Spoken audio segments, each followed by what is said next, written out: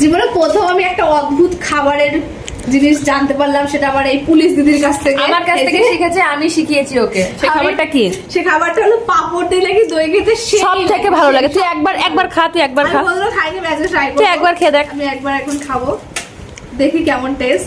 তোমরা কারা কারা খেয়েছো অবশ্যই কমেন্টে। এটা আমার খুব পছন্দ। তুই একবার খা, যদি ভালো না লাগে তারপর। রাতে গিয়ে পাপড় খেয়েছে প্রায়। ভালো হয়েছে। সত্যি বল, সত্যি অনেস্ট বল।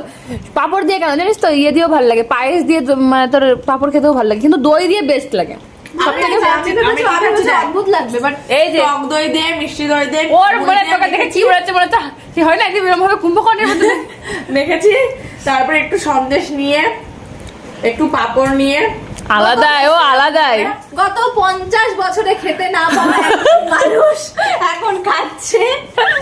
50 বছর ধরে অনাহারে ভুগছে। ও হো হো। আর আমি এদিকে এদের ক্যামেরাম্যান, ঠিক আছে? আমাকে এরা ক্যামেরায় নেয় না, যাই হোক ফ্রেমে নেয় না।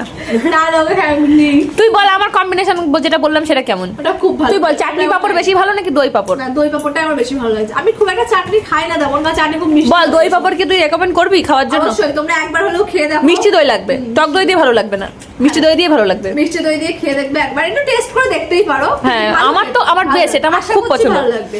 আর যারা যারা আগে থেকেই খেয়েছো তারা অবশ্যই কমেন্টে জানিও যে কেমন খেতে। হ্যাঁ। তাহলে অন্যরা খাওয়ার উৎসাহ পাবে। ঠিক আছে, বাই বাই, শেষ করলাম এখানে, বাই। আমরা আবার খাবো, এবার বল বল বল, এবার আমরা খাবো। বাই।